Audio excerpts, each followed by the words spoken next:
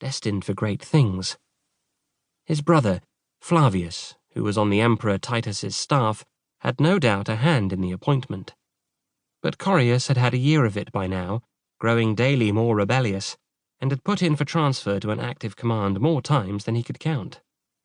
Still, here he sat, shipping lions and condemned men up the coast to Rome, or, sillier yet, a cargo of nothing but African sand to keep the arena floor clean. The men condemned to fight in the arena crept into Correus's dreams at night, shackled together and bleeding, lost eyes fixed on his own.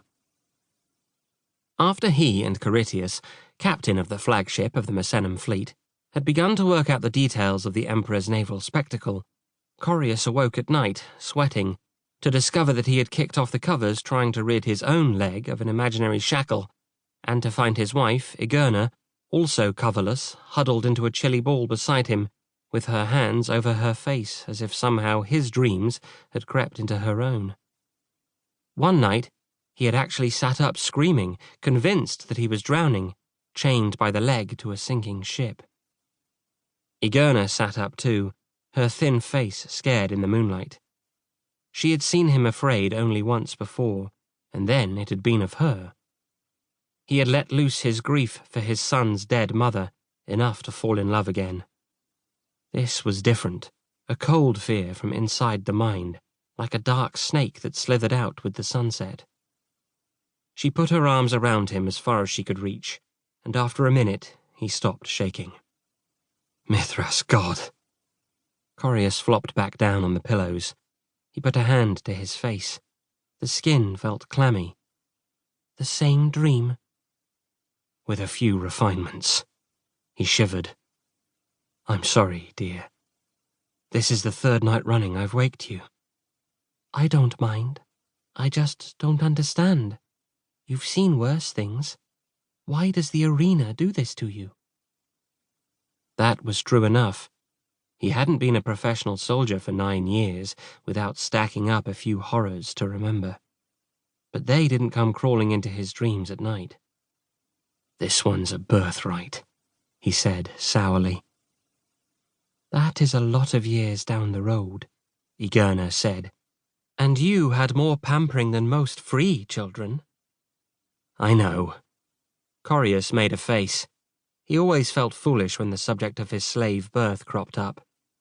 In truth, he had led a charmed childhood, running tame on his father's estate, being freed and formally adopted at 18, and helped to a military career that would take him as far as he had the ability to go. His mother, Helva, still lived on the estate in the privileged position of the master's long-time mistress and mother of his second son.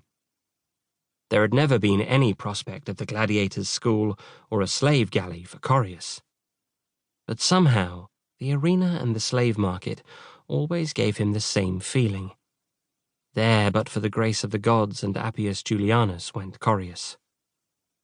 As a result, he collected strays, his old commander's phrase, a parade of the lost and hopeless who had crossed his path and found Correus unable to let them go by to their fate. Julius, his body servant and stable boy, was one. His son Felix's mother had begun as another, bought by Correus to spare her from a worse master.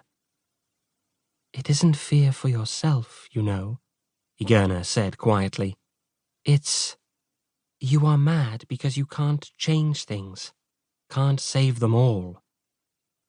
She switched from Latin into the soft dialect of the Siluri Hills, her homeland in West Britain, as she still did when she wanted to explain something carefully, not in a language that she still found stiff. You want to be the god who is lowered on a wire at the theatre in a mask, with gold spikes on his head, and makes everything work out properly. Correus started to laugh, softly, and pulled her down on the bed beside him so that he could rest his head on her breast. You are a witch. His hand traced the delicate 5-petaled flower that was pricked into the skin between her breasts with blue dye. The mark of the goddess, the Dark Mother. I am not needing the sight to tell you that much, Igerna said. You know it yourself, but it gives you bad...